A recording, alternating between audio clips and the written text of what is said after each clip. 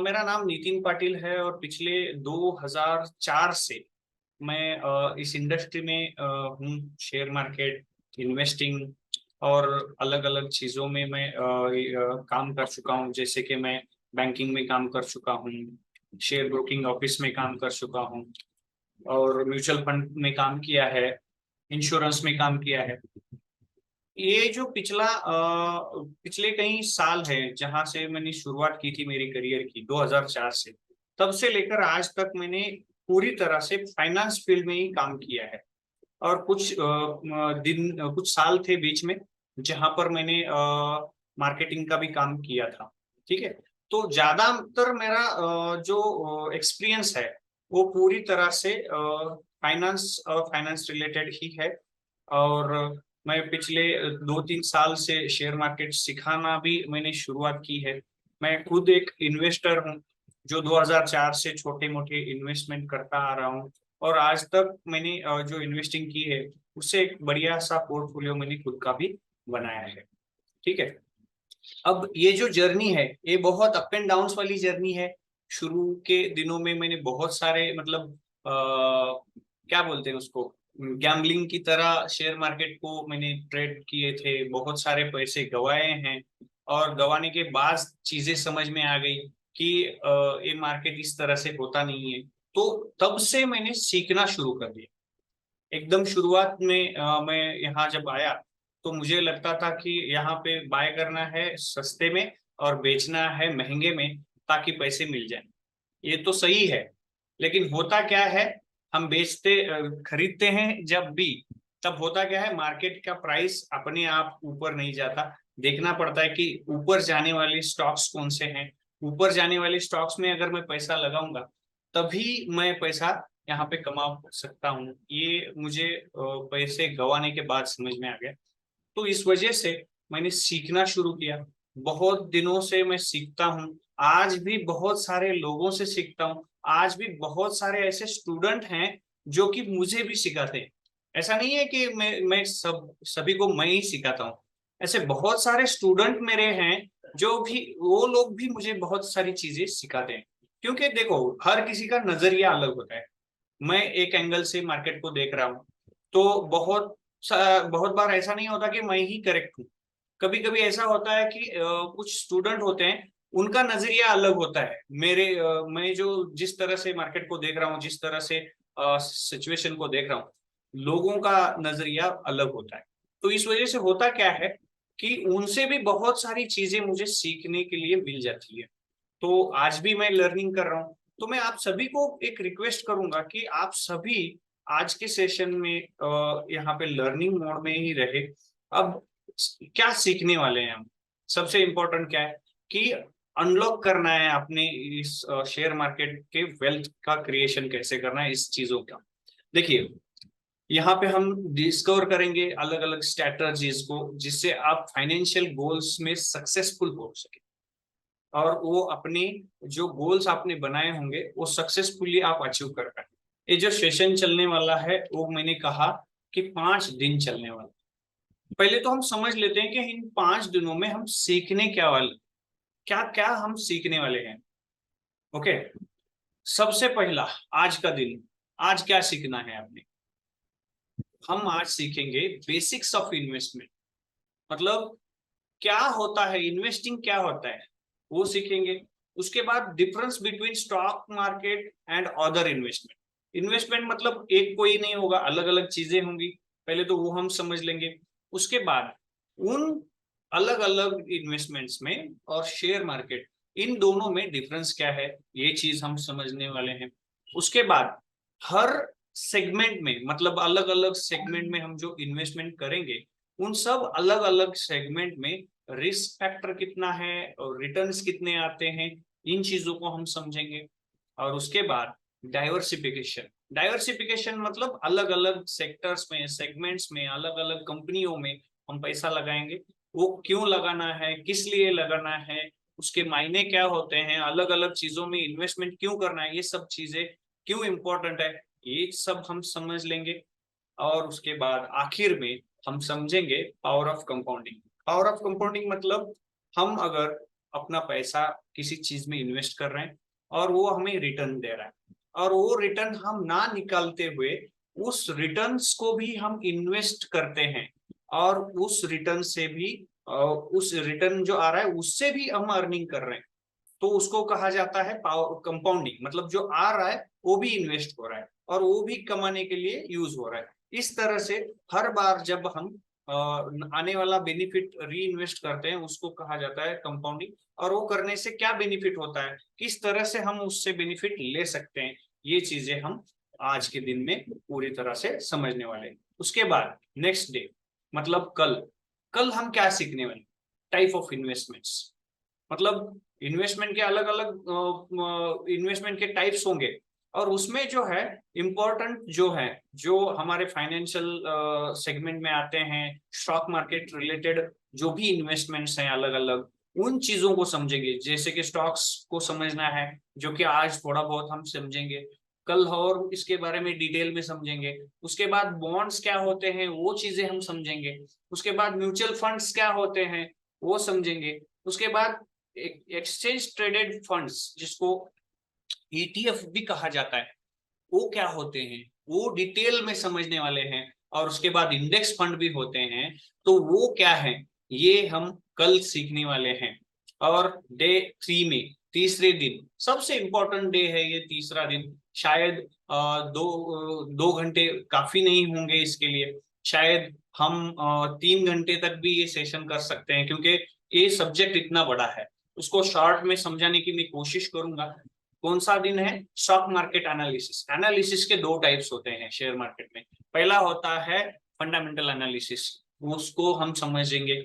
और उसके बाद टेक्निकल एनालिसिस होता है, उसको हम वो भी समझने वाले हैं। मतलब एक तीसरा दिन बहुत इंपॉर्टेंट डे है, तो इसीलिए मैं आप सभी से रिक्वेस्ट करूंगा कि डे 3 जो है ये ना आप मतलब मिस करें। अब डे 4 में क्या सीखेंगे, डे 4 में हम सीखेंगे रिस्क मैनेजमेंट। शेयर मार्केट में इन्वेस्टिंग करते वक्त या कहीं भी इन्वेस्ट करते वक्त रिस्क का मैनेजमेंट करना बहुत जरूरी होता है, वो सीखेंगे। डाइवर्सिफिकेशन आज थोड़ा बहुत उसके बारे में डिस्कशन होगा, इन डिटेल डिस्कशन। और टू दी पॉइंट, मतलब शेयर मार्केट के हिसाब से डाइवर्सिफिकेशन कैसी करनी, आज जो डाइवर्सिफिकेशन सीखेंगे वो हम ओवरऑल समझेंगे। लेकिन डे 4 में जो डाइवर्सिफिकेशन सीखेंगे to the point, share market को करके अपने इन्वेस्टमेंट को कंसीडर करके हम जो सीखने वाले वो बहुत इंपॉर्टेंट है। सेटिंग इन्वेस्टमेंट गोल्स, हम जो भी करेंगे इन्वेस्टिंग गोल्स सेट करेंगे, तो वो जो है किस तरह से हम इन्वेस्टमेंट के गोल सेट करेंगे और किस लिए करेंगे, वो सब चीजें हम उस डे 4 में सीखने वाले। इम्प्लीमेंटिंग रिस्क मैनेजमेंट टूल्स, अब रिस्क मैनेजमेंट के लिए टूल्स भी यूज करें। रिस्क मैनेजमेंट क्या होता है ये भी सीखना है, और उसके लिए टूल्स जो यूज किए जाते हैं, कौन कौन से टूल्स यूज किए जाते हैं वो समझना है। और उस हिसाब से अपने को एग्जाम्पल के लिए यहाँ पे मैंने लिखा है कि स्टॉप लॉस जो होता है रिस्क मैनेजमेंट का एक बहुत बढ़िया एग्जाम्पल है, तो उसको भी हम समझेंगे कि रिस्क मैनेजमेंट एक्चुअल में टूल्स कौन कौन से हम यूज करने वाले, ये डे 4 में होगा। और आखिरी दिन जो है वहां पे हम सबसे इंपॉर्टेंट ये भी दिन है कि इन्वेस्टमेंट की स्ट्रेटजीज सीखेंगे।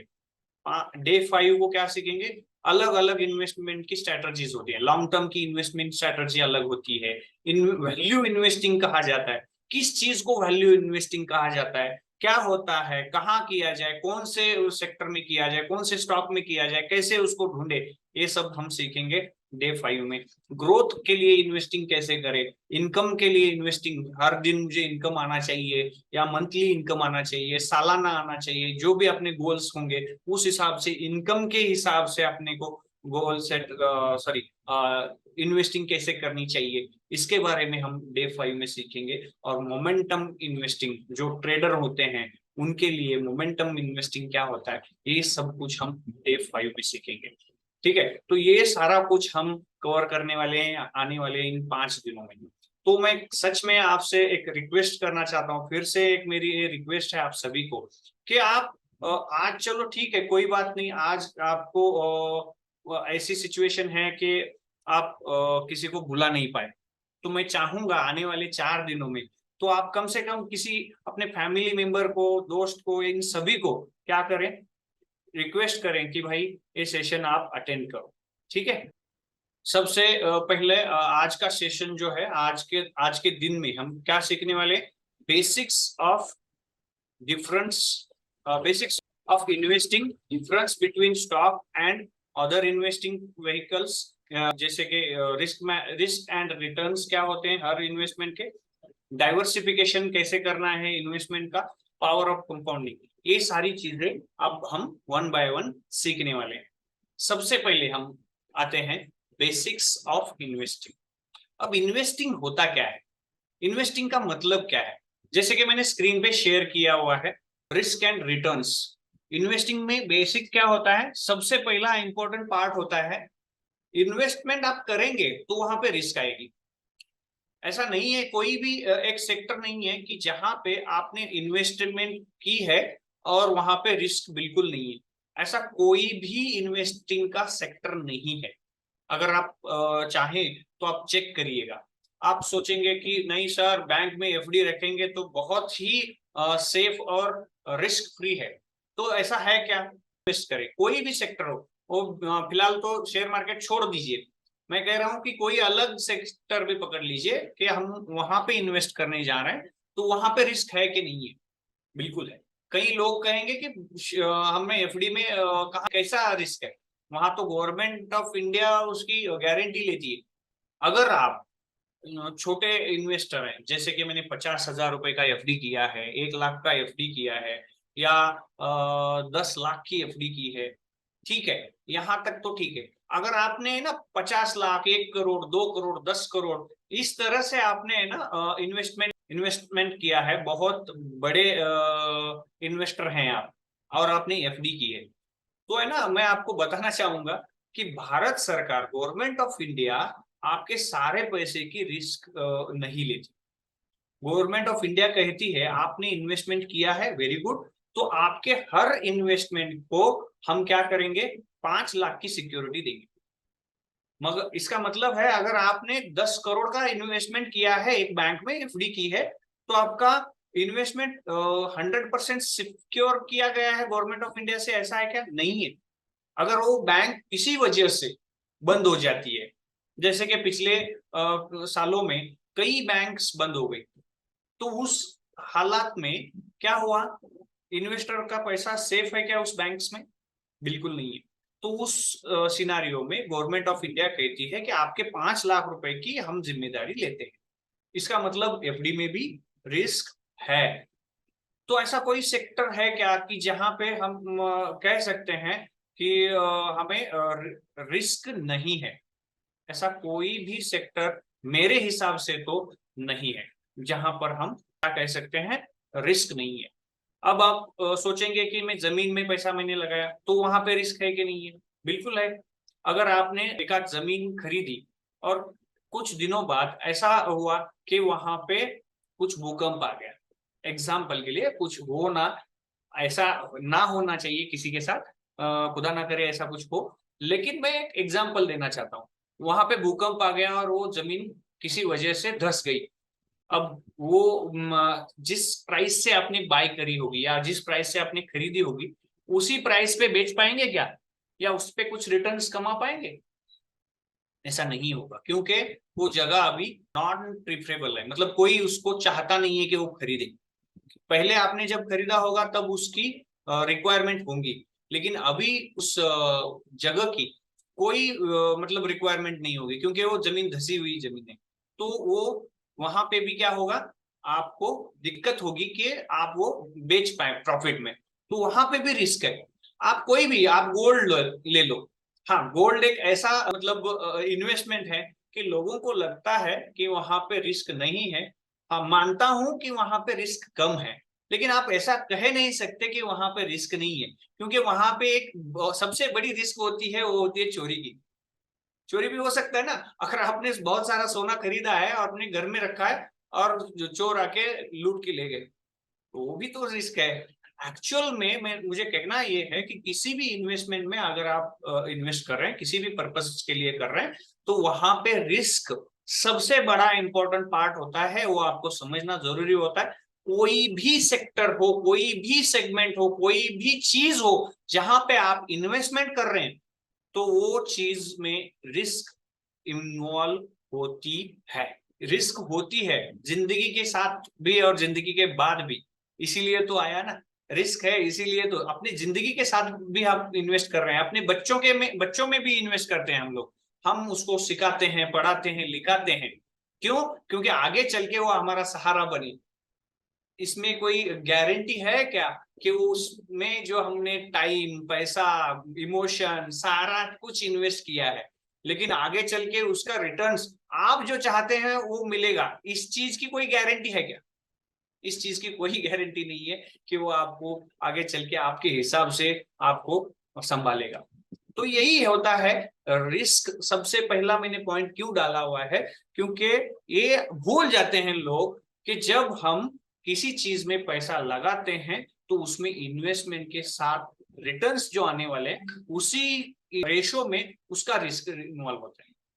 मतलब आप बहुत ज्यादा रिटर्न्स कमाने की चाहत रखते हैं तो समझ लेना कि उतनी ही बड़ी रिस्क उसमें है। आप छोटा कम रिटर्न्स के लिए जा रहे हैं तो समझ लेना कम रिस्की है। ये हमेशा याद रखना कि जितना बड़ा आप रिटर्न्स एक्सपेक्ट कर रहे हैं उतना आप रिस्क में आप इन्वेस्टमेंट कर रहे हैं। तो ये समझ जाना मुझे बहुत इंपॉर्टेंट लगा कि आपको जब भी आप किसी इन्वेस्टिंग में जाते हैं तो ये कॉन्सेप्ट क्लियर होने चाहिए कि इन्वेस्टमेंट के कॉन्सेप्ट कैसे हैं, क्या है। जहां पे सबसे इंपॉर्टेंट है रिस्क एंड रिटर्न। आप जितना रिस्क ले रहे हैं उतना ही रिवॉर्ड मिलेगा। आप ज्यादा रिस्क ले रहे हैं तो ज्यादा रिवॉर्ड मिलने की संभावनाएं बहुत ज्यादा हैं। आप कम रिस्क ले रहे हैं तो कम रिटर्न्स मिलने के बहुत ज्यादा चांसेस हैं। तो ये एक फर्स्ट पार्ट होता है बेसिक्स ऑफ इन्वेस्टमेंट में, पहला रिस्क एंड उसके साथ इन्वॉल्व होने वाली रिटर्न्स की। अब दूसरा होता है डाइवर्सिफिकेशन। अब होता क्या है, किसी चीज में हमने पैसा लगा दिया। फॉर एग्जाम्पल हमें है ना आदत है गोल्ड लेने की। हमने सारा पैसा उठा के जो भी मेरा सेविंग था वो सारा कुछ मैंने ले जाके गोल्ड में लगा दिया और पिछले 2 साल में गोल्ड में तो अच्छा रिटर्न मिला है। अगर आप देखोगे उसके पहले 3 साल देखोगे तो गोल्ड कंटिन्यूअसली 2-3 साल एक ही रेट रेंज में, बहुत ज्यादा ऊपर नहीं बहुत ज्यादा नीचे नहीं, इस हिसाब से उसकी वैल्यू जा रही थी। तो इसमें होता क्या है कि मतलब एक ही जगह पे पैसा हम सारा कुछ नहीं लगा सकते। समझ लीजिए मेरे पास 100 रुपए है बचाया हुआ है जो मैं इन्वेस्ट करना चाहता हूँ, तो कहाँ लगाना चाहिए? ना कि एक जगह ना लगाते हुए उसको हमें लगाना पड़ेगा अलग अलग जगहों पे। फॉर एग्जाम्पल मैंने गोल्ड में पैसा लगा दिया, थोड़ा बहुत मैंने एफडी में लगा दिया, थोड़ा बहुत मैंने म्यूचुअल फंड में लगा दिया, थोड़ा बहुत मैंने शेयर्स में लगा दिया, थोड़ा बहुत मैंने और कुछ जो डिजिटल असेट्स हैं जैसे कि क्रिप्टो है, हाई रिटर्न वाले असेट्स हैं, उसमें मैंने लगा दिया। तो इस इंश्योरेंस हम समझते हैं इन्वेस्टिंग का पार्ट है, लेकिन इंश्योरेंस इन्वेस्टिंग का पार्ट ही नहीं है। इंश्योरेंस क्या है? एक आपको सेफ्टी का गारंटी देने वाली असेट है, चीज है। ठीक है, तो थोड़ा बहुत उसमें भी लगा दिया। तो इस तरह से हम अपने इन्वेस्टिंग को अलग अलग क्षेत्रों में, अलग अलग सब्जेक्ट्स में हम अगर इन्वेस्ट करते हैं तो होता क्या है कि समझ लीजिएगा कभी कभी गोल्ड का रेट अचानक से बढ़ गया तो आप किसी तरह से उसी में उसमें भी आपने इन्वेस्ट थोड़ा बहुत क्यों ना हो सभी जगह पे अगर लगाया होगा तो गोल्ड बढ़ेगा तो आपका भी गोल्ड का जो इन्वेस्टमेंट है बढ़ेगा। समझ लीजिएगा आपने शेयर्स में लगा लिया और शेयर मार्केट अचानक से उसमें तेजी आ गई और बहुत ज्यादा उसमें ग्रोथ आ गई तो आपने वहां पे भी पैसा लगाया है। अगर आपने समझ लीजिएगा क्रिप्टो में पैसा लगाया और क्रिप्टो बहुत स्पीड से बढ़ गया तो उसमें भी आपने पैसा लगाया है। तो ये अब समझ लीजिएगा कि ऐसा होता है। ऐसा कभी नहीं होता कि सारे के सारे सेक्टर एक ही दिन में एक साथ में गिर रहे हैं। जैसे कि फॉर एग्जांपल गोल्ड का प्राइस भी गिर रहा है, एफडी के रेट्स भी कम हो रहे हैं, शेयर मार्केट भी गिर रहा है, गोल्ड गिर रहा है, अपने जमीन की प्राइसेस कम हो रही है, बॉन्ड्स के प्राइसेस कम। ऐसा नहीं होता। कभी कभी एक चीज नीचे जा रही है तो दूसरी बढ़ रही होती है, दूसरी बढ़ रही है तो तीसरी कम हो रही है। इस हिसाब से अपना इन्वेस्टमेंट अगर हम अलग अलग जगह पे रखेंगे तो उसकी बहुत ज्यादा संभावनाएं हैं कि एवरेजली आप ग्रोथ में रहेंगे, ना कि बहुत ज्यादा ग्रोथ में आ गए और बहुत ज्यादा लॉस में आ गए। ये चीज आप क्या करोगे, स्किप कर दोगे। आप एवरेजली हर बार थोड़ा थोड़ा थोड़ा होते होते होते आप क्या होंगे, बढ़िया रिटर्न्स के साथ ऊपर जाते रहेंगे। और सबसे इंपॉर्टेंट क्या होता है पता है, स्पीड से बढ़ने से इंपॉर्टेंट है बढ़ते रहना, बहुत ज्यादा इंपॉर्टेंट होता है। तो इसके लिए आपको डाइवर्सिफिकेशन करना अपने इन्वेस्टमेंट का बहुत ज्यादा जरूरी है। एक ही एसेट में, एक ही जगह पे, एक ही कंपनी में, एक ही टाइप ऑफ इन्वेस्टमेंट में पैसा ना लगाते हुए अलग अलग चीजों में आपको पैसा लगाना बहुत जरूरी होता है। अब तीसरा, कंपाउंडिंग, जिसको हम लास्ट में लेते हैं समझने के लिए। कंपाउंडिंग जो होता है, मैंने शुरू में भी एक्सप्लेन किया शॉर्ट में, कि आपका जो रिटर्न आ रहा है वो इन्वेस्ट करके भी उस पर भी रिटर्न कमाना। तो हम डिटेल में समझने वाले हैं, तो उसके लिए अभी मैं उसको स्किप करके आगे चला जाता हूँ। इन्वेस्टमेंट गोल्स, देखिए हम जब भी इन्वेस्टमेंट की सोचते हैं उसका पर्पज इंपॉर्टेंट है। मैं शेयर मार्केट में पैसा लगाना चाहता हूँ, पर्पज क्या है, क्या हासिल करना चाहते हो, इन्वेस्ट करने के बाद हासिल क्या करना चाहते हो, ये सबसे इंपॉर्टेंट चीज होती है। अगर आप पर्पज डिसाइड किए बिना आपको लगा चलो इसमें लगा देते हैं तो लगा दिया, इस तरह से पैसा किसी चीज में मत डालिए। पैसा डालते वक्त उसका पर्पज पहले डिसाइड करिए, ताकि आप उसके लिए वो प्लान कर पाए। नहीं तो होता क्या है, अचानक से मुझे किसी ने कहा कि शेयर मार्केट बढ़ने वाला है, पैसा लगा दे भाई, मैंने पैसा लगा दिया। अब उसका पर्पस डिसाइड नहीं था, तो बीच में मुझे लगा कि नहीं भाई आज मुझे है ना इस में पैसे जो मैंने लगाए, तो मुझे अलग एक इमरजेंसी आ गई है, मुझे वो चाहिए। तो मैं क्या कर दूंगा, उसको काट दूंगा, उस इन्वेस्टमेंट को काट के जो इमरजेंसी आई है जहां पे मुझे लग रहा है कि वहां पे देना जरूरी है, मैं वहां दे के निकल जाऊंगा। और कुछ दिनों बाद ऐसा समझ में आ गया जो मैंने इन्वेस्टमेंट काटा था उसको निकाल के जहां डाला वो तो इतना बड़ा नहीं, लेकिन जहां से काटा वो बहुत ज्यादा बढ़ गया। ताकि पर्पस डिसाइड करिए, पर्पस मतलब मैंने 10 साल के लिए लगाना है, गोल सेट करिए। मुझे शादी, मेरे बच्चों के शादी के लिए चाहिए, मुझे गाड़ी लेनी है उसके लिए चाहिए, मेरे स्कूल के एजुकेशन, मेरे बच्चों के एजुकेशन के लिए चाहिए, जो भी मेरे हेल्थ के आगे चल के हेल्थ के डिसीज मतलब कोई प्रॉब्लम्स आएंगे तो उसके लिए मुझे पैसा चाहिए, ये पैसा मैं उसके लिए इन्वेस्ट कर रहा हूँ। जो भी होगा, अलग अलग रिटायरमेंट के लिए चाहिए। तो ये गोल्स इंपॉर्टेंट है। आप जब भी इन्वेस्टिंग में आते हैं गोल बहुत ज्यादा इंपॉर्टेंट हो जाते हैं। तो इसीलिए इन्वेस्टिंग करते वक्त सबसे पहले रिस्क समझ लो, डाइवर्सिफाइड करो, कंपाउंडिंग को समझ के कंपाउंड करते जाओ, और इन्वेस्टिंग गोल भी डिसाइड करके ही इन्वेस्टिंग करो। टाइम होराइजन, अगर आप शादी आपने डिसाइड की है और आपके अभी आपकी शादी नहीं हुई है, ओके, तो समझ लीजिएगा हर किसी का ये अलग अलग टाइम फ्रेम होगा। मेरे लिए समझ लीजिए मेरी शादी 2-4 साल में होने वाली है, तो शादी के लिए मैंने जो टाइम होराइजन होगा 2-4 साल होगा। किसी नए स्टूडेंट है, मतलब 18-20 साल का लड़का है जिसका इन्वेस्टिंग का आज से शुरुआत उसने की है और शादी के लिए बचा रहा है, चलिए शेयर मार्केट ही नहीं बोल रहा, कहीं भी बचा रहा है, तो उसको है ना टाइम 10 साल का मिल जाएगा।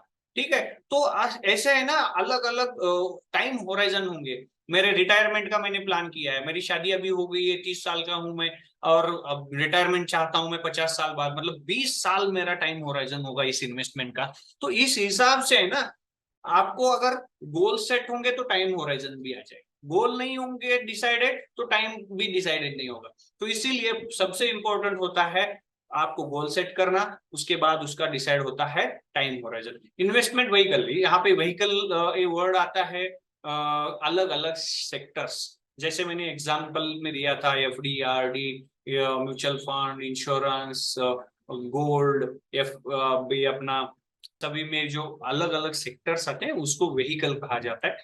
इन चीजों में भी लगाना, आप किसमें लगाना चाहते हैं ये डिसाइड होना चाहिए।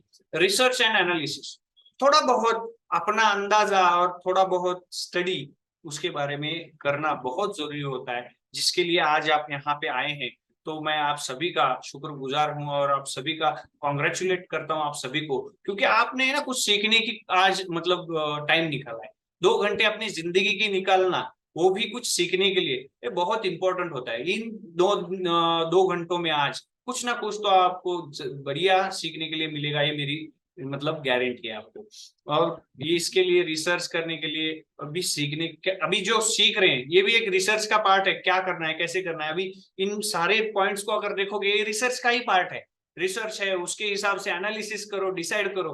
तो ये भी एक रिसर्च और एनालिसिस का है। कॉस्ट एंड फीस ये भी देखना पड़ता है। चलो मैंने ना पैसा इन्वेस्ट किया शेयर मार्केट में, और ये भी मैं नहीं देख रहा कि किसके पास कर रहा हूँ, क्या हो रहा है, कितना उसको चार्जेस लग रहे हैं।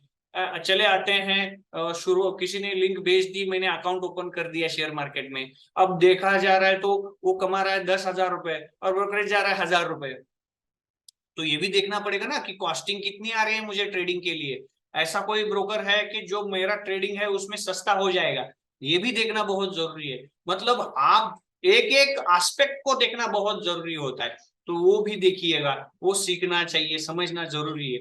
इसके लिए एक बार हम उसके बारे में भी एक बार हम डिस्कस करेंगे 5 दिन के बाद, एक आध एक्स्ट्रा एडिशनल सेशन लेंगे कि जहां पे कॉस्ट और फीस के बारे में इन डिटेल डिस्कस करेंगे। रिस्क टॉलरेंस मतलब आपको सहन होगा क्या, कितना रिस्क टॉलरेंस आपके पास है, वो देखना पड़ेगा। मॉनिटरिंग एंड रिव्यूइंग, देखिए मॉनिटरिंग मतलब क्या, मैंने पैसा लगा दिया और छोड़ दिया, भूल गया, ऐसा भी नहीं चलता। क्यों? क्योंकि उसको मॉनिटर करना पड़ता है, रिव्यू करना पड़ता है। आज जो सिनेरियो है, फॉर एग्जांपल के लिए समझ के चलते हैं, कोरोना से पहले के साल में हम है, कोरोना अभी आया नहीं है, और आज मैंने पोर्टफोलियो बनाया जहां पे मुझे ऐसा लग रहा है कि एयर इंडिया बहुत आगे जाने वाली है। ठीक है, तो स्पाइस जेट आगे जाने वाली है, मतलब जो एयरलाइंस कंपनी है बहुत बढ़िया जाने वाली है, मैंने पैसा उसमें लगाने का डिसाइड किया। क्यों? क्योंकि उसी समय उसके सिनारियो बने हैं अच्छे थे। लेकिन कोरोना आ गया, कोरोना आने के बाद ऐसा होगा क्या, वो जो फ्लाइट्स हैं वो सारे कुछ बंद हो गए, डोमेस्टिक फ्लाइट्स, इंटरनेशनल फ्लाइट्स, सारा कुछ बंद था। तो एयरलाइंस का बहुत ज्यादा नुकसान उस समय में हो गया। तो अभी मैंने एक बार डिसाइड कर लिया, डिसाइड करने के बाद पैसा लगाया, मैं वो एक डायलॉग है ना सलमान खान का, उस तरह से नहीं चलता। एक बार मैंने कमिटमेंट कर दी तो मैं अपने आप की भी नहीं सुनता। मैंने एक बार एक शेयर में पैसा लगा दिया कि मैं अपने आप की भी नहीं सुनता, कभी उसमें चेंज नहीं करता। ऐसा नहीं होता। आपको सिनारियोज देख के रिव्यू करना होता है, और रिव्यू करने के बाद अपनी इन्वेस्टमेंट के पर्पज डिसाइड किया है तो कंपनीज में, किसी कंपनी में आपको शिफ्ट होना है, स्विच होना है, चेंज करना है, तो वो करना पड़ता है। उसके लिए रिव्यू करने बहुत जरूरी होती है। ये बहुत इंपॉर्टेंट पॉइंट्स मैंने, मुझे जो लगे थे वो मैंने निकाल के रखे हैं, तो इन चीजों को समझ लीजिएगा। ठीक है, difference between stock and other investment vehicles, मतलब अदर इन्वेस्टमेंट व्हीकल क्या है? देखिए स्टॉक तो सबसे इंपॉर्टेंट, स्टॉक मतलब क्या, शेयर मार्केट, जो भी कंपनियां हैं उन कंपनियों के शेयर्स में पैसा लगाना, इसको शेयर भी कहा जाता है, और दूसरा वर्ड यूज किया जाता है स्टॉक। कंफ्यूज ना हो जाए कि स्टॉक मतलब किसी कंपनी का पड़ा हुआ स्टॉक, ऐसा नहीं है। स्टॉक ये एक सिमिलर वर्ड है शेयर के लिए। अब यहाँ पे हम स्टॉक मार्केट को तो समझ लेते हैं पहले। स्टॉक किस चीज का होता है? जो इंडियन, सबसे पहले तो इंडिया का समझ लेते हैं। इंडिया में दो एक्सचेंज है, जहां पे नेशनल स्टॉक एक्सचेंज है, दूसरा है बॉम्बे स्टॉक एक्सचेंज, जहां पे कंपनियों की लिस्टिंग होती है। कंपनियां जो होती हैं वहां पे क्या होती हैं, रजिस्टर होती है। अब जो रजिस्टर कंपनियां हैं उनके शेयर्स आप खरीद सकते हैं। अब शेयर्स खरीदना मतलब क्या, आप वहां की मालिकाना खरीद रहे हैं। समझ लीजिएगा किसी कंपनी के 10,000 टोटल नंबर ऑफ शेयर्स हैं, और आपने उसमें से 100 ले लिए। इसका मतलब है कि उस कंपनी में आप 1% के मालिकाना हकदार हो। अब इसी को कहा जाता है स्टॉक, या इसको कहा जाता है शेयर्स। अब ये हो गया एक इन्वेस्टमेंट। इसका बेनिफिट क्या मिलेगा? अगर वो कंपनी प्रॉफिट कमा रही है तो मार्केट में उस कंपनी के स्टॉक या शेयर्स के रिक्वायरमेंट बढ़ेगी। अब लोग चाहेंगे कि मेरे पास भी उस कंपनी का शेयर्स हो, तो लोग चाहेंगे कि मैं उसमें इन्वेस्ट करूं या पैसा उसमें से मैं कमाऊं। तो इसीलिए लोग उसको क्या करेंगे, मांगेंगे। अब आपके पास अगर है तो आप क्या कहेंगे, अरे भाई मुझे चाहिए इसीलिए तो मैंने लिया है, तो मैं आपको क्यों दे दूं? क्योंकि कंपनी तो अच्छा कमा रही है, डिविडेंड दे रही है, बोनस दे रही है, आप सारे बेनिफिट्स वहां से कमा रहे हैं, तो आप बेचना तो चाहेंगे नहीं। तो वो क्या कहेगा, उसको आपको ऑफर करेगा, क्या करेगा, भाई आपने ना 100 शेयर्स लिए हैं, तो एक काम करिएगा कि मैं चाहूंगा कि आप एक 10 तो मुझे दे दो, 90 आप रख लो, 10 मुझे दे दो। तो आप कहोगे क्यों, मैं 10 तो क्यों दूं, मुझे हर 100 के 100 रखने हैं। तो ऑफर करेगा, क्या करेगा, भाई आपने 100 रुपए में लिए है ना, मैं आपको 150 रुपए दे रहा हूँ, आपको ज्यादा पैसे दे देता हूँ, दे दो। तो आप सोचोगे कि चलो भाई 10% तो उसको देना है और मुझे प्रॉफिट भी तो आ रहा है, वो सोच के आप बेचोगे। तो ये हो गया ट्रेडिंग का पार्ट, मतलब शेयर्स में ट्रेडिंग किस तरह से होती है वो भी मैंने थोड़ा बहुत इसमें कवर किया है कि लोग बेनिफिट के लिए शेयर्स खरीदते हैं, उनको लगता है इसका प्राइस बढ़ेगा तो वो इंटरेस्टेड होंगे, तो वो जाके क्या करेंगे, आपसे शेयर्स क्या करेंगे, परचेज करेंगे। ठीक है, तो ये एक टाइप ऑफ इन्वेस्टमेंट हो गया। अब बॉन्ड्स होते हैं, अब स्टॉक में तो पैसा लगाते हैं लोग, शेयर्स में तो लगाते हैं, किस लिए लगाते हैं, उसके प्राइस बढ़ेंगे ये सोच के पैसा लगाते हैं। अब दूसरा इन्वेस्टमेंट व्हीकल होता है, वो कौन सा होता है, बॉन्ड। अब बॉन्ड होते क्या है समझ लो, बॉन्ड मतलब एक तरह के उसको कहा जाएगा कि आपको, आपसे कंपनी लोन ले रही है फिक्स रेट में, कंपनी लेती है, ऑर्गेनाइजेशंस लेती है, गवर्नमेंट भी लेती है। सबसे ज्यादा तो गवर्नमेंट ही बॉन्ड इशू करती है, कंपनियों से ज्यादा बॉन्ड इशू कौन करते हैं, कंपनी, सॉरी गवर्नमेंट। अब गवर्नमेंट को क्यों चाहिए पैसा, देखिए गवर्नमेंट के पास क्या हमेशा के लिए पैसा नहीं है, मतलब बहुत सारा काम होता है, बहुत सारी चीजों के लिए गवर्नमेंट को पैसा लगता है, और गवर्नमेंट को हर बार कहीं ना कहीं लोन लेना पड़ता है। अब गवर्नमेंट किसके पास जाएगी, गवर्नमेंट बैंक्स के पास, वर्ल्ड बैंक के पास जाएगी, अलग अलग देशों के पास जाएगी, और साथ ही साथ में लोगों से भी लोन लेती है। अब इसे कहा जाता है बॉन्ड। अब गवर्नमेंट समझ लीजिए, एग्जांपल लेते हैं हम, हमारे यहाँ कोल्हापुर में कृष्णा खोरे बॉन्ड करके आए थे, मतलब कृष्णा नदी का डेवलपमेंट जो है, मतलब कृष्णा नदी के आसपास वाले एरिया में डेवलपमेंट के लिए जो पैसा लगने वाला था, उसके लिए खर्चा करने के लिए गवर्नमेंट ने हर किसी से, लोगों से ही लोन लेके वो डेवलपमेंट किया था। अब ये क्या थे, उन्होंने बॉन्ड्स इशू कर दिए। ये इसमें क्या होता है, फिक्स रेट ऑफ इंटरेस्ट से आपको क्या दिया जाता है, पेमेंट दिया जाता है, और उसके कुछ टाइम फ्रेम होते हैं। फॉर एग्जांपल कोई कुछ बॉन्ड्स होंगे जो 1 साल के लिए होंगे, कुछ होंगे 2 साल के लिए, 5 साल के लिए, एक इसका टाइम फ्रेम होता है। और दूसरा होता है उसके रेट ऑफ इंटरेस्ट डिसाइडेड होते हैं, जो कि एफडी से थोड़ा ज्यादा होते हैं। एफडी के रेट्स जो होंगे उससे थोड़ा बहुत ज्यादा बॉन्ड्स के रेट्स होते हैं। गवर्नमेंट का यहाँ पे गारंटी वाला रिटर्न होता है, वो होता है बॉन्ड। देखिए गवर्नमेंट यहाँ पे आपको एग्री करती है कि यहाँ पे कुछ भी हो, आपके बॉन्ड्स के अगेंस्ट आपका ये नहीं होगा, मतलब लैप्सेशन नहीं होगा। मतलब अगर बॉन्ड्स गवर्नमेंट ने इशू किए हैं तो ये समझ लेना कि यहाँ पे लॉस नहीं होगा। मैंने इससे पहले कहा था कि कहीं भी जाओ कि रिस्क है, लेकिन बॉन्ड्स में रिस्क नहीं है। बिल्कुल नहीं है ऐसा नहीं कह सकते, क्योंकि गवर्नमेंट कभी कभी डिफॉल्ट करती है, जैसे कि पाकिस्तान गवर्नमेंट है। अब वो भी थोड़ा समझ लेते हैं कि पाकिस्तान गवर्नमेंट ने भी बहुत सारे बॉन्ड्स इशू कर दिए, लेकिन आज पाकिस्तान गवर्नमेंट भी आज डिफॉल्टर है, बॉन्ड्स के अगेंस्ट वो पेमेंट नहीं कर पा रहे गवर्नमेंट भी। तो ऐसा भी होता है, तो ये भी एक रिस्क होती है। मैंने रिस्क नहीं, जीरो रिस्क वाला कोई है तो ऐसा बॉन्ड है ऐसा भी नहीं कह सकते, लेकिन सबसे ज्यादा सेफ अगर कोई है तो बॉन्ड। ये बॉन्ड्स हो गए अलग अलग, मतलब स्टॉक छोड़ के अलग ऑप्शन आपके पास कौन से। अब म्यूचुअल फंड, अब म्यूचुअल फंड क्या चीज है, ये क्या फंड है, क्या मतलब होता क्या है म्यूचुअल फंड, मतलब देखिए म्यूचुअल फंड मतलब, देखिए आप, मैं ना थोड़ा बहुत शेयर मार्केट जानता हूँ, इन्वेस्टिंग कैसे करना है जानता हूँ, थोड़ा बहुत नॉलेज मैंने लिया है, पढ़ा है, लिखा है, समझा है, और कई दिनों से मैं शेयर मार्केट में इन्वेस्टिंग करता जा रहा हूँ।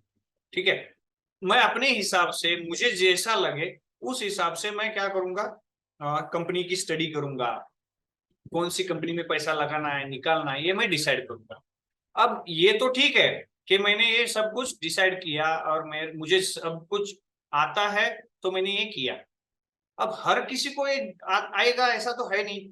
कभी कभी ऐसा होगा कि कुछ लोग चाहते तो हैं शेयर मार्केट में पैसा लगाना, लेकिन वो समझ नहीं पा रहे हैं कि कैसे, कहाँ, कौन सी कंपनी में पैसा लगाए। तो इसीलिए अब उनके पास ऑप्शन क्या बचता है, तो उनके पास ऑप्शन बचता है म्यूचुअल फंड वाला।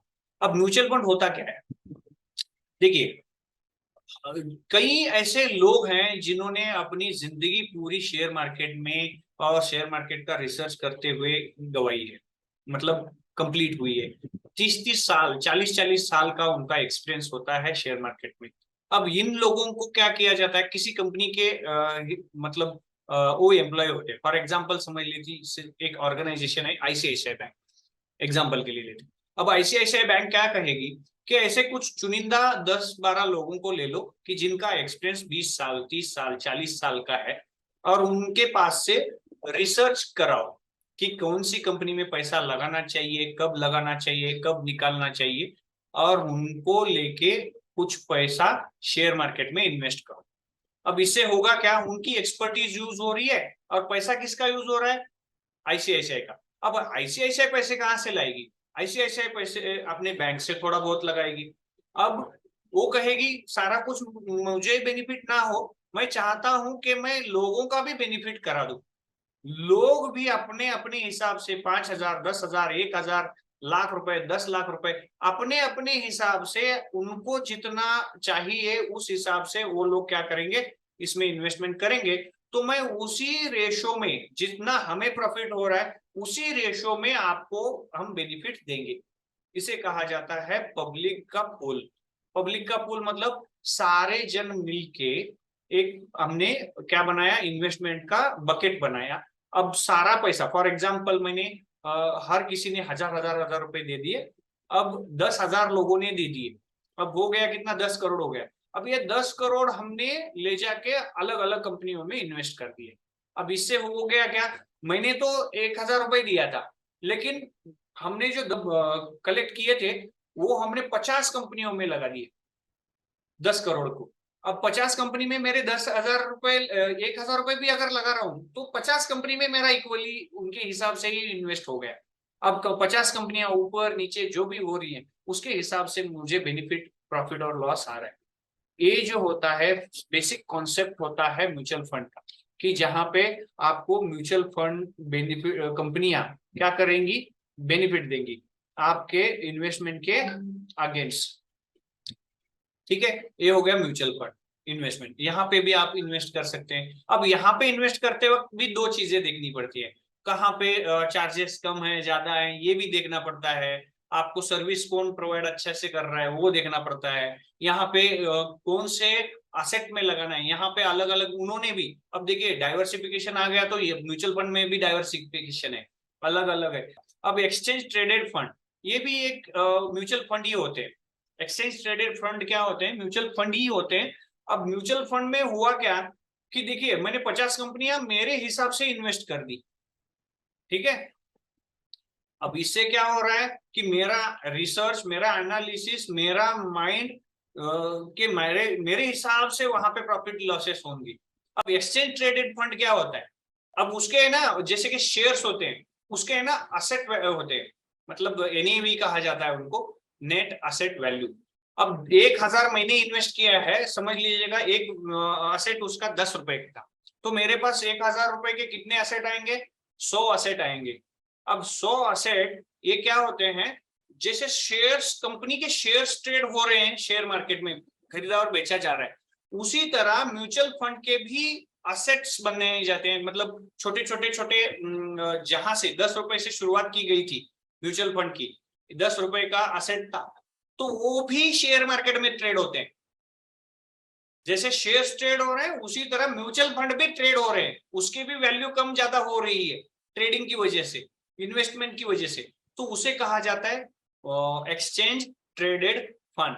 बेसिक क्लियर समझ लो कि म्यूचुअल फंड होता है जैसे कि शेयर मार्केट की कंपनी होती है, उसी हिसाब से एक कंपनी का म्यूचुअल फंड है, और वहां पे मैं कम ज्यादा पैसा भी लगा सकता हूँ मेरे एंड से, और वही म्यूचुअल फंड शेयर मार्केट में एज ए शेयर भी ट्रेड हो रहा है, खरीदा और बेचा भी जा सकता है। शेयर मार्केट से भी ईटीएफ हम बाय और सेल कर सकते हैं। इंडेक्स फंड, अब देखिए कई लोग ऐसे होंगे कि जिनको लगता है कि भाई मुझे कंपनी का रिसर्च नहीं करना चाहिए, आता है मुझे नहीं करना है, कुछ कंपनियों में फिक्स वो कुछ बेसिक कंपनियां हैं उसमें पैसा लगाना है, ताकि क्या होगा, मेरा बेनिफिट बढ़ता रहे मार्केट के हिसाब से। अब मार्केट में क्या है, इंडेक्स बनाए हैं। इंडेक्स मतलब क्या होता है, समझ लीजिएगा, शेयर मार्केट दो हैं, जैसे कि मैंने इससे पहले कहा कि बॉम्बे स्टॉक एक्सचेंज और नेशनल स्टॉक एक्सचेंज।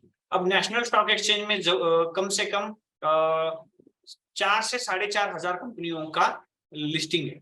अब 4,500 कंपनियां जो लोग खरीद रहे हैं, बेच रहे हैं, उसमें ना प्राइस उसकी बढ़ रही है, कम हो रही है, एवरेजली मार्केट ऊपर जा रहा है, नीचे जा रहा है, ये कैसे तय करेंगे आप? वहां पे जो 4,500 कंपनियां हैं, उसमें से टॉप की 50 कंपनियों का उन्होंने ग्रुप बनाया। अब उन ग्रुप में हर किसी कंपनी के शेयर्स को वेटेज दिया गया। For example, national stock exchange में निफ्टी ए है ना, इंडेक्स है, इंडेक्स उसका नाम है, उस ग्रुप का नाम है। अब इसमें है ना 50 कंपनियां हैं। अब सबसे ज्यादा वेटेज किसको है, रिलायंस को। अब 10% उसका वेटेज है, मतलब रिलायंस 1% बढ़ेगा, मतलब ₹1 बढ़ेगा, तो इंडेक्स में उसका 10% इंपैक्ट आएगा। अब उसके बाद क्या है, इन्फोसिस है। अब इन्फोसिस जो है उसका वेटेज 7% है। HDFC बैंक उसका 10% है। अब उसके बाद एक्सिस बैंक उसका एक 7% है। इस हिसाब से वो 100% करेंगे। 50 कंपनियों का टोटल वेटेज कितना होगा, 100%। अब इनमें होता क्या है, इनके प्राइस हर दिन जो भी कम ज्यादा होंगे, उसी परसेंटेज में इंपैक्ट करेगा उस इंडेक्स का जो ग्रुप है उसकी वैल्यू पे। उसकी वैल्यू डिसाइड की गई थी 96 में 1000।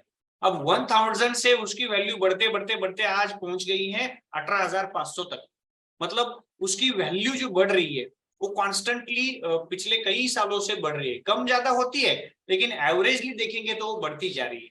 तो बहुत सारे लोग क्या सोचेंगे, भाई मुझे ना रिसर्च करना तो आता नहीं है, मैं चाहता भी नहीं हूं, मुझे टाइम भी नहीं है, तो मैं क्या करूंगा, इंडेक्स में पैसा लगाता हूँ। अब इंडेक्स में लगाना है तो 50 कंपनियां परचेज करनी पड़ेंगी। अब 50 कंपनियां परचेज करना है तो मेरे पास देखिए, उसमें रिलायंस भी है जिसकी वैल्यू 2,500-3,000 है, इन्फोसिस है जिसकी भी 2,500-3,000 है, अब MRF जैसा शेयर है जिसकी 75,000 है। तो इतना पैसा तो हर किसी के पास होगा नहीं। तो वो क्या करेगा, इंडेक्स का क्या करेगा, इंडेक्स ही खरीद लेगा। मतलब क्या, इंडेक्स जो आज 18,500 है, वो 18,500 देके खरीदेगा, अब छोड़ देगा इन्वेस्टमेंट करके। अब इंडेक्स ऊपर जा रहा है तो इसका पैसा ऊपर जा रहा है, इंडेक्स नीचे जा रहा है तो इसकी वैल्यू कम हो रही है। तो ओवरऑल पिछले कई दिनों से जो इंडेक्स बढ़ता जा रहा है, उसी हिसाब से उसका क्या होगा, आगे चल के उसका पैसा बढ़ेगा। तो इस हिसाब से उसको क्या किया जा सकता है, इंडेक्स में भी आप पैसा इन्वेस्ट कर सकते हो। अब रियल इस्टेट इन्वेस्टमेंट, ये भी एक इन्वेस्टमेंट है, रियल इस्टेट, जो बहुत सालों से हम लोग कॉमनली सारे यहाँ पे इन्वेस्ट करते हैं। हम अगर रियल इस्टेट में इन्वेस्ट कर रहे हैं तो उसमें दो चीजें होती है, रियल इस्टेट मूवेबल नहीं होता। अब इसका दूसरी एक दिक्कत होती है, लिक्विडिटी अवेलेबल होगी नहीं होगी पता नहीं है, मैं बेचने जाऊंगा तब बेचा जा सकता है, ये इसकी गारंटी नहीं है। हाँ, बेचे एकदम स्पॉट पे है, हर किसी को चाहिए ऐसी जगह है तो इमीडिएट बेचे भी जा सकती है, लेकिन अपने प्राइस पे बेचा जा सकता है इसकी गारंटी नहीं है। इसीलिए बहुत सारे म्यूचुअल फंड क्या करते हैं, रियल इस्टेट के फंड्स भी उन्होंने बना दिए, रियल इस्टेट के भी म्यूचुअल फंड्स बनाए हैं। तो वहां पे वो लोग क्या करेंगे, आपके असेट्स परचेज और सेल करेंगे। इसी हिसाब से म्यूचुअल फंड का वहां पे भी आप यूज कर सकते हो। अब सबसे फेवरेट जो इन्वेस्टमेंट सेक्टर होता है वो होता है गोल्ड, जहां पे लोग बहुत दिनों से नहीं, बहुत सालों से नहीं, बहुत पीढ़ियों से क्या कर रहे हैं, इन्वेस्टमेंट करते आ रहे हैं। जहां पे इंडिया तो बहुत पहले से इन्वेस्ट कर रहा है, पिछले पीढ़ियों से कर रहा है, जिसकी वजह से इंडिया में गोल्ड की रिक्वायरमेंट भी बहुत ज्यादा है और गोल्ड का इन्वेस्टमेंट हमेशा लोगों को अच्छा रिटर्न देते आ रहा है। तो वो भी एक सेगमेंट है। एफडी जो मैंने ऑलरेडी एक्सप्लेन किया है कि एफडी भी बहुत फेवरेट है, क्योंकि बैंक्स में हम इजीली एफडी कर सकते हैं, उसके लिए बहुत ज्यादा रिसर्च की जरूरत होती नहीं है, कहाँ पे इंटरेस्ट ज्यादा है समझना जरूरी होता है, आपको किस बैंक पे यकीन है उस पे उसमें पैसा लगाना इतना अगर आप समझ गए तो इतने में भी खत्म हो जाता है इन्वेस्टमेंट का रिसर्च वो एफडी करते वक्त। अब आरडी ये तो एक बैंकिंग का सेक्टर है, एफडी जैसा है उसी तरह से हर महीने आप कुछ थोड़ा थोड़ा पैसा इन्वेस्ट करना चाहते हैं तो आप क्या हाथ पे जाएंगे, एफडी की जगह पे आरडी के लिए शिफ्ट हो जाएंगे। तो ये होता है अलग अलग इन्वेस्टमेंट व्हीकल, जैसे कि मतलब अलग अलग इन्वेस्टमेंट पर्पज, आप क्या कह सकते हैं, सेगमेंट कह सकते हैं।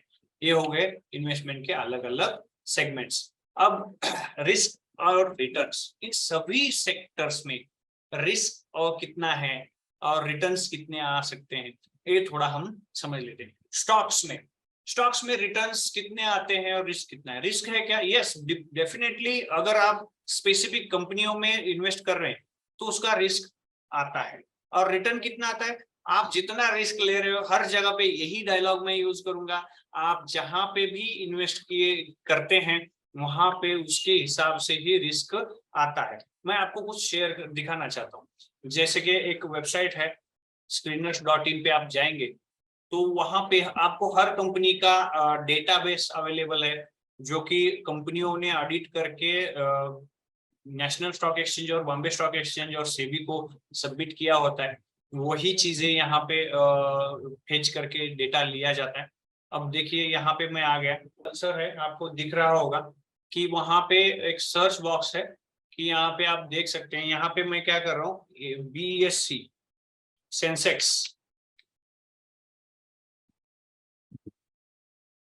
देखिए S&P BSE सेंसेक्स मैं सर्च कर रहा हूँ। ये क्या है? एक इंडेक्स है, मतलब बॉम्बे स्टॉक एक्सचेंज का इंडेक्स, जहां पे 30 कंपनियां उन्होंने ग्रुप बनाया है। उन कंपनियों के प्राइसेस कम ज्यादा जिस तरह से हो रही हैं उस हिसाब से यहाँ पे क्या है, उसकी प्राइसिंग आई है। मैंने मैक्स कर दिया। चलो यहाँ पे चार्ट प्रॉपर नहीं आ रहे, चलो ट्रेडिंग व्यू, ये भी एक आप लिख सकते हैं। ट्रेडिंग व्यू नाम से एक वेबसाइट है जहाँ पे आप क्या कर सकते हैं, यहाँ पे चार्ट आते हैं कंपनियों के। मैं अभी यहाँ पे क्या करूंगा, सेंसेक्स। अब देखिए ये सेंसेक्स क्या है, मैंने जैसे कहा कि आपने नेशनल स्टॉक एक्सचेंज और बॉम्बे स्टॉक एक्सचेंज जैसे दो एक्सचेंजेस हैं, वहां पे ये बॉम्बे स्टॉक एक्सचेंज का इंडेक्स है, 30 कंपनियों का ग्रुप है और उनके एवरेज प्राइसिंग जैसे कम ज्यादा होते हैं उस हिसाब से इसको मॉनिटर किया जाता है। अब मैंने क्या किया, यहाँ पे मंथली चार्ट लगा दिया और इसको छोटा कर देता हूँ ताकि आपको स्क्रीन पे दिखे कि देखिए ये शुरू कब हुआ था। ये शुरू यहाँ पे हुआ है, देखिए एकदम मेरे इस साइड पे, मतलब ये लेफ्ट साइड पे देखिए स्क्रीन के, ये 79 में शुरू हुआ है, 1979 में। तब उसकी वैल्यू कितनी थी, देखिए 100 उसका वैल्यू था। शुरू जब किया गया उस वक्त उसकी वैल्यू कितनी कंसिडर की गई थी, 100। अब 100 से उसकी वैल्यू बढ़ते बढ़ते बढ़ते बढ़ते कहाँ पहुंची है, देखिए 100 से बढ़ते बढ़ते बढ़ते बढ़ते आज पहुंचा है 62,900, मतलब ऑलमोस्ट 63,000 पे पहुंचा है। जिसकी शुरुआत कहाँ से हुई थी, शुरुआत हुई थी 100 रुपए से, एग्जाम्पल के लिए। साल कौन सा था, 79, मतलब कितने साल पुरानी बात है। अब ये 23 साल और पिछले 21 साल, 23 और 21 कितने हो गए, 44 ईयर में 100 रुपए का कितना हो गया, 63,000 रुपीज। मतलब कितना गुना मार्केट बड़ा है, आप समझ लो इस चीज को। मार्केट रिटर्न नहीं देता, मार्केट से पैसा नहीं मिलता, ऐसा नहीं है, मार्केट बहुत ज्यादा रिटर्न देते हैं। अगर आप यहाँ पे परसेंटेज में निकालने जाओगे, मैंने यहाँ पे अगर सेट कर दिया इसको, अब मैंने यहाँ पे डाल दिया, देखिए तो ये दिखाएगा आपको, ये दिखा रहा है स्क्रीन पे, आप आपके स्क्रीन पे दिख रहा होगा कि आपको ग्रोथ कितना परसेंट मिला है, 49,500, ऑलमोस्ट 49,000। चलिए ऊपर का छोड़ देते हैं, कितना, 49,000%, 49,000% सर, आप समझ लो इसको, मतलब ऑलमोस्ट 5,000 गुना मेरा पैसा कितना बड़ा है, 5,000 गुना बड़ा है। कितने साल में, 530 मंथ में, ये मंथ का चार्ट है तो इसीलिए 530 मंथ में, 530 मंथ में 50 गुना बड़ा है। इसका मतलब समझते हैं आप, अगर ये 530 का 30 निकाल देते हैं 500 हो गए। 500 मंथ में कितना ग्रोथ आ रहा है? 50,000%। मतलब मंथली कितना परसेंट हो रहा है? अगर आप इसको कंसिस्टेंटली आप देखेंगे तो मंथली आ रहा है 10%। मार्केट इतना स्पीड से बढ़ता है, हर बार बढ़ता है। एक बहुत बड़ी रिटर्न मार्केट ने आज तक इंडिया में भी दी है और आने वाले सालों में भी ये आएगा।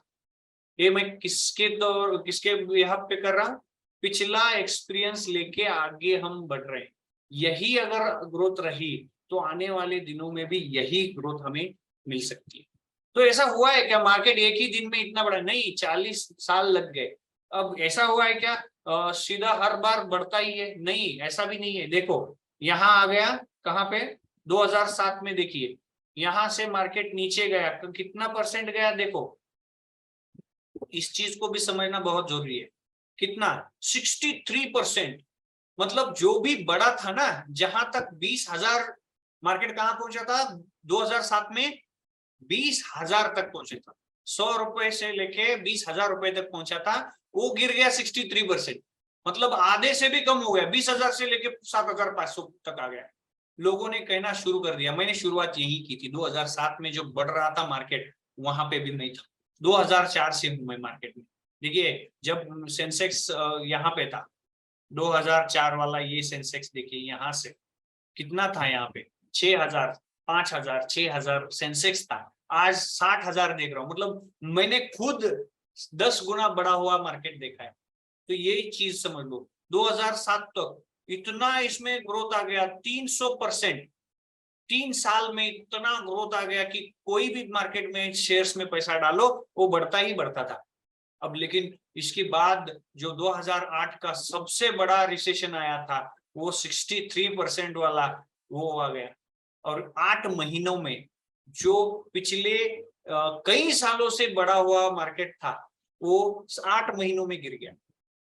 अब लोगों ने कहना शुरू कर दिया कि मार्केट जीरो हो जाएगा। हुआ क्या मार्केट जीरो? नहीं।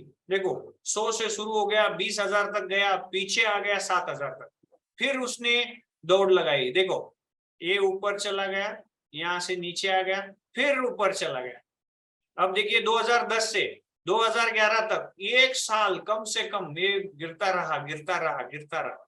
अब यहाँ पे आ गया 2010 से 2015 तक मार्केट फिर से बढ़ गया। अब 2015 से 2000 ऑलमोस्ट 16 एंड तक, मतलब ये 1.5 साल का 1.5 साल, ये 1.5 साल फिर से मार्केट गिर गया। अब सबसे ज्यादा कब गिरा?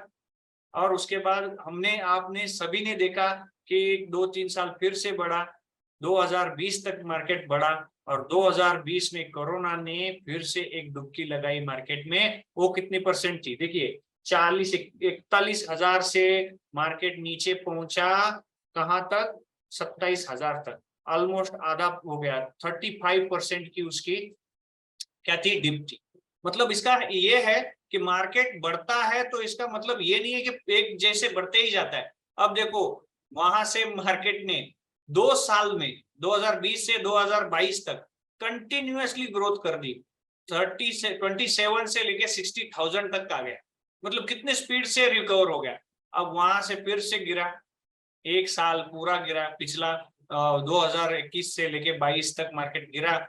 अब यहाँ से 50,000 से लेके फिर से 63,000 तक आ गया, और 63,000 से लेके नीचे 55,000 तक गया। अब फिर से हम ऊपर हैं। तो ये होता रहता है, मार्केट जो है ना, ये हो इसी तरह से रिएक्ट करता रहता है। मार्केट यही करेगा। ये होते हैं इसके रिस्क रिवॉर्ड्स। रिस्क भी है, बिल्कुल है। इसका मतलब ये नहीं है कि देखो मैं ये क्यों चार्ट दिखा रहा था। देखिए अगर आपने गलती से यहाँ पे एंट्री कर दी होती 2008 के टॉप से, नीचे आ जाता ना 30%, सॉरी 60%, आपका पोर्टफोलियो 1 लाख का 60% गिर जाता, मतलब 40,000 ही बच जाते। लेकिन आप फिर भी रुके रहते तो आज आप फिर से ऊपर होते, कि कहां से 40,000 से 60,000 तक। मतलब कितना? 40% आपकी ग्रोथ और वहां से भी हो जाती, गिरे हुए मार्केट से भी ऊपर आप होते। लेकिन आपको रुकना बहुत जरूरी है। मार्केट में सबसे इंपॉर्टेंट क्या है पता है? एक मेरे गुरु थे, उन्होंने कहा था, शेयर मार्केट सिखाते थे, उन्होंने कहा था शेयर मार्केट में अगर आपको कुछ करना है तो सबसे इंपॉर्टेंट क्या है, timing is not important, time is important. उनका कहना था कि टाइम इज इम्पोर्टेंट। मतलब क्या, देखो वो भी चीज मैं आपको समझा देता हूँ। ये 2008 का फॉल है, कहाँ से, 2008 की शुरुआत से 2009 फरवरी तक का ये मतलब 10 12 14 महीने का फॉलिंग था। अगर आप समझ लो यहाँ पे आप मार्केट बहुत अच्छा है सोच के, मार्केट के न्यूज अच्छे हैं समझ के यहाँ पे आपने इन्वेस्टमेंट करी होती, आपने यहाँ पे इन्वेस्टमेंट की होती, टॉप पे इन्वेस्टमेंट होती आपकी। अगर आपकी टॉप पे इन्वेस्टमेंट आ रही है, ओके, टॉप पे इन्वेस्टमेंट आ गई, इसका मतलब आपकी गलती हो गई, गलत जगह पे आप एंटर हो गए। यहाँ पे होना चाहिए था, अच्छा रिटर्न मिलता, ये सही है। लेकिन अगर आप यहाँ पे भी इन्वेस्ट करके यहाँ तक रुके हैं और वहां से आज तक भी रुके हैं, तो क्या है इसका मतलब, आप आज भी प्रॉफिट में। इसका मतलब यहाँ पे इन्वेस्ट करना इंपॉर्टेंट है या यहाँ पे इन्वेस्ट करना इंपॉर्टेंट है? बिल्कुल नीचे अगर आप इन्वेस्ट कर रहे हैं तो बहुत बढ़िया है, लेकिन जरूरी नहीं है कि आप नीचे प्राइस पे पकड़ो। आपको इंपॉर्टेंट ये होता है कि शेयर मार्केट में इन्वेस्ट करके टाइमिंग पकड़ना, नहीं आ गया, नहीं आता है, कोई दिक्कत नहीं है। मुझे है ना टॉप्स नहीं समझ में आ रहा है, बॉटम नहीं समझ में आ रहा, कम प्राइस कब है उस वक्त मैंने नहीं लिया, मैंने बहुत ज्यादा प्राइस थे उस वक्त ले लिया, कोई प्रॉब्लम नहीं है। टाइमिंग इंपॉर्टेंट नहीं है, कौन से टाइम पे आप एंट्री कर रहे हो इंपॉर्टेंट नहीं है, आप कितने वक्त तक रुक रहे हो। देखो अगर किसी ने यहाँ पे समझ लेते हैं रिलायंस 20,000 था मार्केट, तब किसी ने पैसा इन्वेस्ट किया, मतलब एक 20,000 रुपए ही इन्वेस्ट किया है समझ लो, तो उसका आज का वैल्यू कितना है, आज का वैल्यू कितना है, उसकी आज की वैल्यू 60,000 है। मतलब क्या हो गया, 20,000 उसने टॉप पे इन्वेस्ट कर दिए, मार्केट ने उसको 60% कम कर दिया, फिर भी वो रुका रहा, किस लिए, timing is not important, time is important. मतलब एंट्री इंपॉर्टेंट नहीं है, आप कब एंट्री करते हो इंपॉर्टेंट नहीं है, कितने वक्त तक उस शेयर्स में रहते हो ये इंपॉर्टेंट है। इसके लिए ये समझना बहुत जरूरी है, जो इसमें भी लिखा है रिस्क एंड रिटर्न।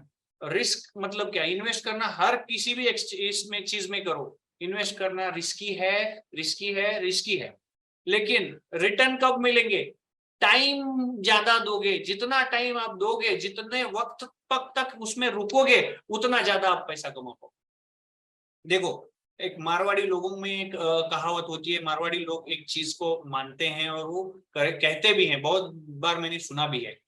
वो कहते हैं एक दुकान शुरू करो और 3 साल उसके काउंटर पे बैठो, चाहे आपके पास ग्राहक आए ना आए कोई दिक्कत नहीं है, आप वहां पे बैठो, लोगों को लगना चाहिए ये हर दिन 10 बजे दुकान खुलती है, रात 10 बजे तक शुरू रहती है, ये लोगों को साल 2 साल में पता चलता है, और उसके बाद लोग याद रख रख के आपके पास आते हैं और उसके बाद आपकी बिजनेस सेट होती है।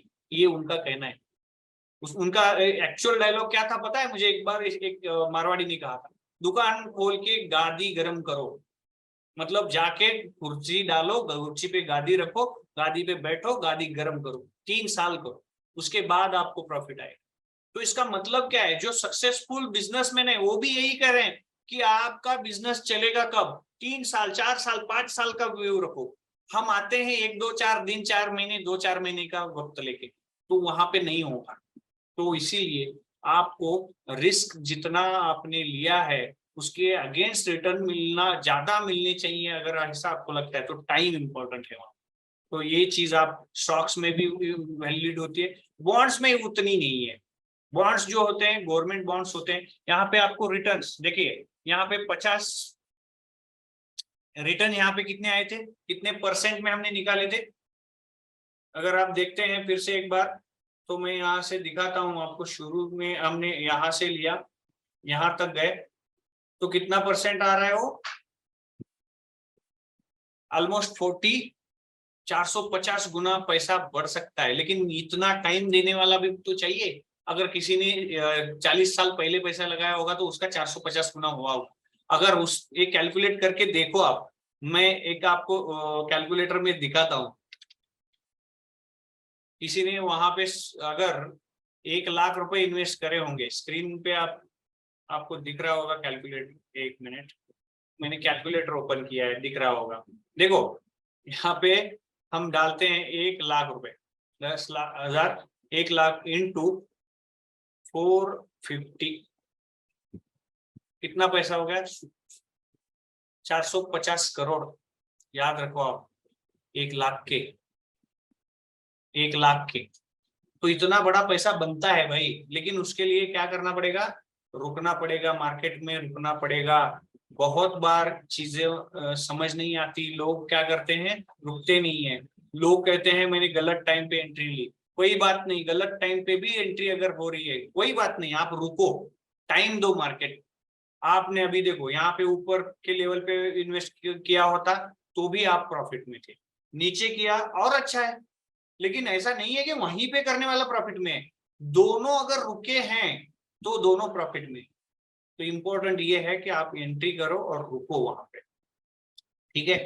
तो उसके बाद बॉन्ड्स में होता क्या है, रिस्क कितना है? बहुत कम है। अगर गवर्नमेंट डूब गई तो वो एक रिस्क है, ठीक है। हाँ, रिटर्न कितने हैं? कम है, एफडी से थोड़ा ज्यादा। म्यूचुअल फंड में क्या है? म्यूचुअल फंड में भी रिस्क है। क्यों? क्योंकि एनालिसिस करके कंपनियों में इन्वेस्ट किया जाएगा, कंपनियों के शेयर्स में इन्वेस्ट किया जाएगा, तो वहां पे भी रिस्क।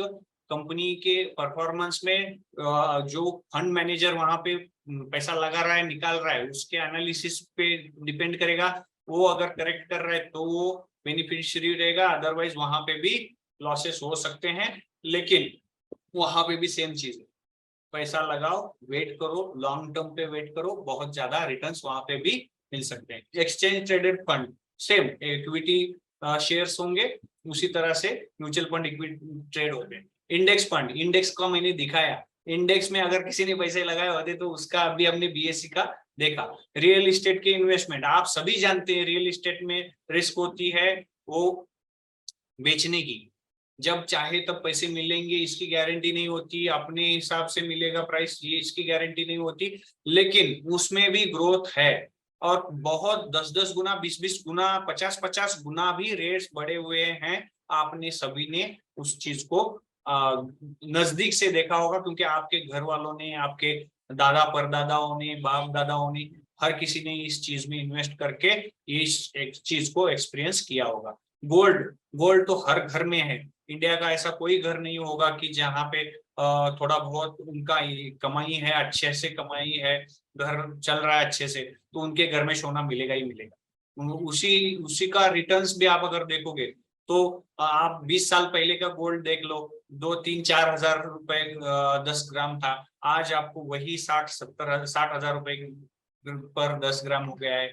तो यही चीज है, गोल्ड में भी रिटर्न्स मिलेंगे, लॉन्ग टर्म में होल्ड करेंगे। रिस्क क्या है? चोरी हो सकता है, ठीक है। एफडी, बैंक्स डूब सकती हैं, ये रिस्क है। लेकिन थोड़ा बहुत सेफ्टी साइड देखेंगे, अच्छी बैंक देखेंगे, लॉन्ग टर्म बैंक देखेंगे, तो एफडी में भी आपको रिटर्न्स अच्छे मिल सकते हैं, कम मिलेंगे लेकिन मिलेंगे। आरडी सेम चीज है। तो ये रिस्क थी, रिस्क और रिटर्न्स हमने समझा। तो अभी नेक्स्ट टॉपिक जो है अपना, टाइम कितना है अभी हमारे पास? आधा घंटा है, ठीक है। अब डाइवर्सिफिकेशन इन इन्वेस्टमेंट, ये समझना भी बहुत जरूरी है। डाइवर्सिफिकेशन मतलब अलग अलग चीजों में इन्वेस्ट करना। Spreading investment across different asset, मतलब हमने समझा अक्रॉस एसेट, सेक्टर्स और रीजन्स। मतलब क्या है समझ लेते हैं इस चीज को। हमें पैसा कभी भी एक बकेट में नहीं रखना है। एक बकेट मतलब एक ही जगह पे मेरा पैसा इन्वेस्ट हुआ है शेयर मार्केट में, सब कुछ पैसा मेरा इन्वेस्टमेंट शेयर मार्केट में, ऐसा नहीं करना है। मेरा पैसा सब कुछ इन्वेस्टेड है एफडी में, ऐसा भी नहीं करना है। मेरा सारा पैसा कुछ इन्वेस्टेड है वो गोल्ड में, ऐसा भी नहीं करना है। हमें हर सेक्टर में थोड़ा थोड़ा थोड़ा, मेरे पास 100 रुपए हैं तो मैं 10 सेक्टर में करने वाला हूँ, तो 10-10 रुपए में हर सेक्टर में करूंगा। तो इस हिसाब से हमें क्या करना पड़ेगा, अलग अलग सेक्टर्स, असेट्स और या रीजन्स, ये क्या करने पड़ेंगे, डिसाइड करने पड़ेंगे। तो इसको कहा जाता है डाइवर्सिफिकेशन, इसको कहा जाता है स्प्रेडिंग इन्वेस्टमेंट। अब reduce risk by minimising the impact of any single investment. देखो ये इसका रीजन एक है, यही है कि कभी भी सारा कुछ एक ही साथ में नीचे नहीं आता और सारा कुछ एक ही साथ में कभी ऊपर नहीं जाता। हर बार कोई ना कोई ऊपर जा रहा है तो कोई ना कोई नीचे आ रहा है, लेकिन एवरेजली देखेंगे। अब देखिए शेयर मार्केट मतलब क्या है, हर तरह की कंपनियां हैं वहां पे। आईटी कंपनी है, हेल्थ केयर कंपनी है, होटल लाइंस वाली कंपनी है, एयरलाइंस वाली है, बैंकिंग है, फाइनेंस है, कंज्यूमर प्रोडक्ट वाली है, अलग अलग सेक्टर की कंपनियां हैं। अब सेंसेक्स में ये सारा कुछ तो उसमें इन्वॉल्व ऑलरेडी है, लेकिन कभी भी ऐसा हुआ है कि एक साथ सारा कुछ गिरा है 2008 में 63% सारा कुछ गिर गया, लेकिन ओवरऑल अब क्या है, हर किसी में इन्वॉल्व होने की वजह से ओवरऑल आप प्रॉफिट में आ गए। क्यों? क्योंकि इंडेक्स भी हर सेक्टर में कंपनी ली होती है, इंडेक्स में हर सेक्टर की कंपनी इन्वॉल्व होती है। तो इस वजह से आपका अगर पैसा हर सेक्टर में होता तो क्या होता, आप 100% उसमें क्या होते, बेनिफिशियरी होते और ओवरऑल आप प्रॉफिट में होते, क्योंकि हर सेक्टर में अलग अलग सेक्टर में आपका इन्वेस्टमेंट हो। अब helps potential increase chance to positive return, वही मैंने कहा कि इसमें पोटेंशियल है, अलग अलग सेक्टर्स में, अलग अलग रीजन्स में, अलग अलग एसेट्स में, डिफरेंट कंपनियों में पैसा लगा रहे हैं, तो इसका एक पोटेंशियल है कि ज्यादा से ज्यादा पॉजिटिव रिटर्न्स आ सकते हैं। एक उसका additional benefit achieve through investing in different type of assets, industry और जियोग्राफिकल रीजन। सेम चीज है, अलग अलग सेक्टर्स में, डिफरेंट असेट में जियोग्राफिकल कंडीशंस अलग होती हैं हर किसी की, उसी हिसाब से अलग अलग क्या करना पड़ेगा अपने को, डाइवर्सिफाई करना पड़ेगा। Balancing diversification and concentration is important. देखिए बैलेंस करना बहुत जरूरी है, नहीं तो क्या हो गया, मैं अलग अलग कंपनियों में तो लगा रहा हूँ, फॉर एग्जाम्पल मैं 10 सेक्टर्स में पैसा लगा रहा हूँ, लेकिन है ना मुझे फाइनेंस, मेरी जिंदगी में फाइनेंस बहुत ज्यादा आ गया, इसीलिए मैंने बैंकिंग और फाइनेंस कंपनियों में 50% लगा दिया। ऐसा भी तो होके नहीं चलेगा ना, फाइनेंस जब पड़ेगा गिरेगा, ऊपर से नीचे आएंगे प्राइसेस फाइनेंस और बैंकिंग के, तो होगा क्या, मेरा पोर्टफोलियो 50% स्पीड से नीचे आएगा। ऐसा ना हो, मतलब हमने अलग कर दिया लेकिन कंसंट्रेशन एक ही जगह पे कर दिया, ये भी नहीं चलेगा। हमें क्या करना पड़ेगा, कंसंट्रेशन एक जगह ना करते हुए उसको भी बैलेंसिंग करना पड़ेगा, बैलेंस करके अलग अलग सेक्टर्स में एग्जैक्ट रिक्वायरमेंट के हिसाब से हमें डाइवर्सिफिकेशन करना पड़ेगा। रेगुलर मॉनिटरिंग एंड रीबैलेंसिंग में भी नेसेसरी, बिल्कुल। ये रेगुलर मॉनिटर क्यों करना पड़ेगा, रेगुलर मॉनिटर इसलिए करना पड़ेगा क्योंकि देखो मैंने जैसे कहा कि कोरोना से पहले कुछ कंपनियों में बहुत ज्यादा ग्रोथ थी, लेकिन कोरोना के बाद उसकी ग्रोथ बंद हो गई, तो हमें उसके बाद जिन सेक्टर्स में ग्रोथ ज्यादा आ रही है तो उसमें से अपना पैसा कम करके इसमें बढ़ाना पड़ेगा, इसको रीबैलेंस कहते हैं। ये भी करना आना चाहिए और ये सीखना बहुत जरूरी है। अगर नहीं तो मैंने फिक्स कर दिया, लॉन्ग टर्म में लगा के छोड़ दिया, ये भी नहीं चलेगा, इसको रीबैलेंस करना आना चाहिए और वो सीखना भी जरूरी है, समझना जरूरी है।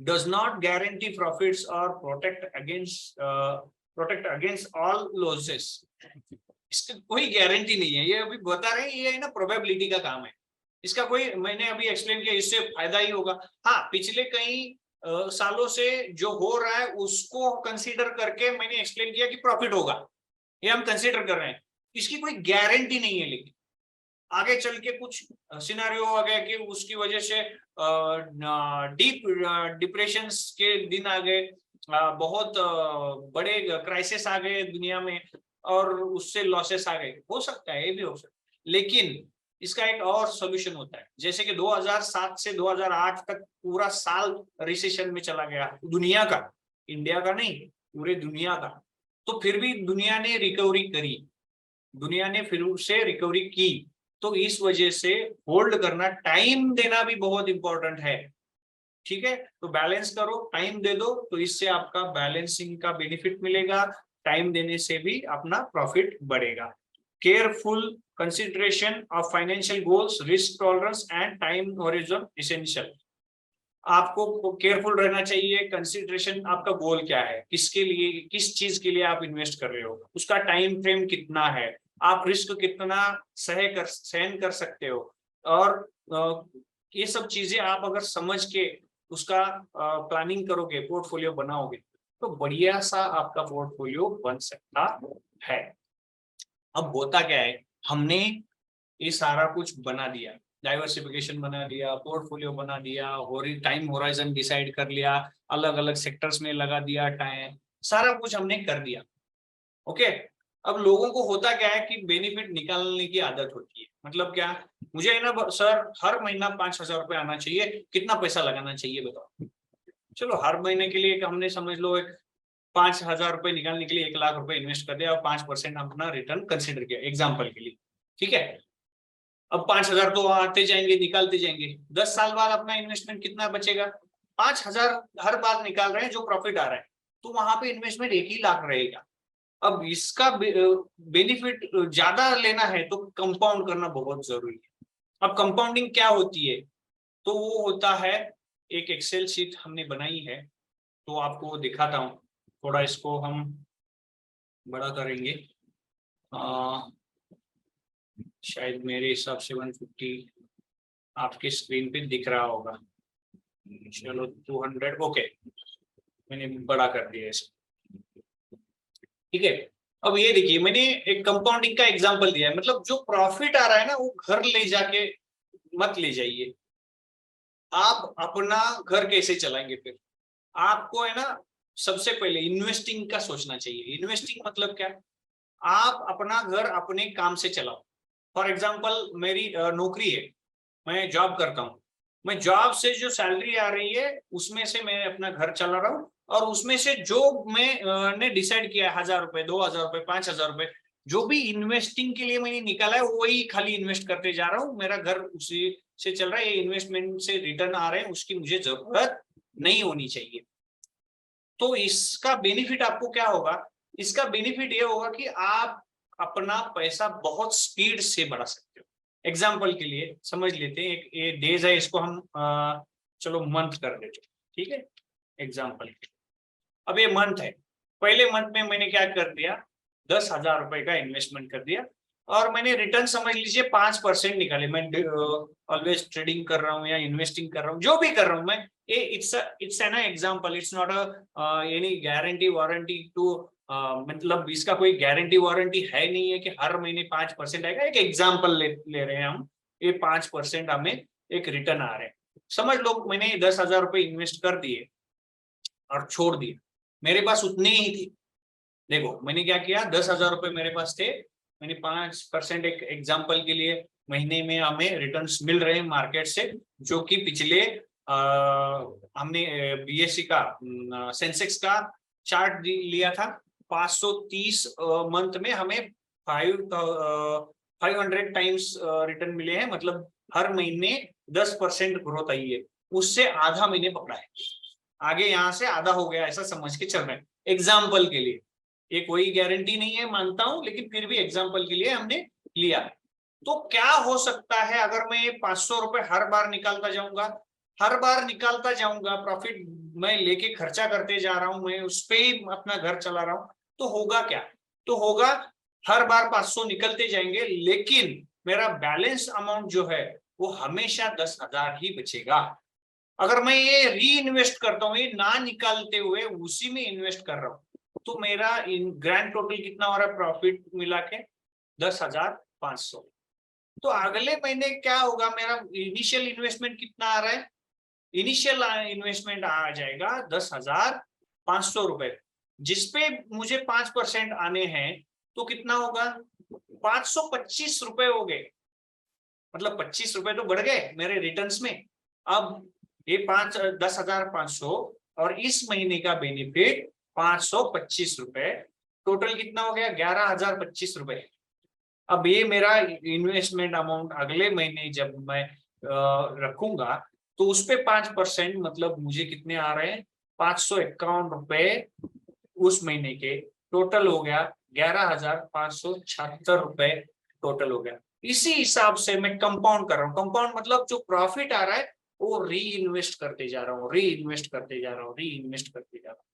अब इस हिसाब से मैंने, अगर समझ लीजिएगा 1 साल किया, मतलब कितना, 12 महीना किया, तो मेरा 17,900 रुपए हो रहे, कितने हो रहे हैं?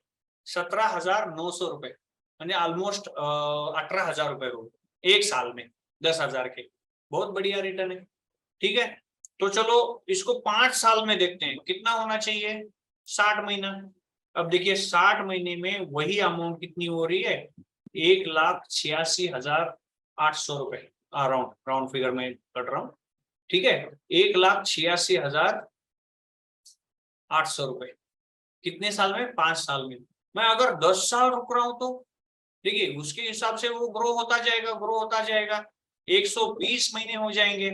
अब ये 120 महीने में ये कितने बन रहे?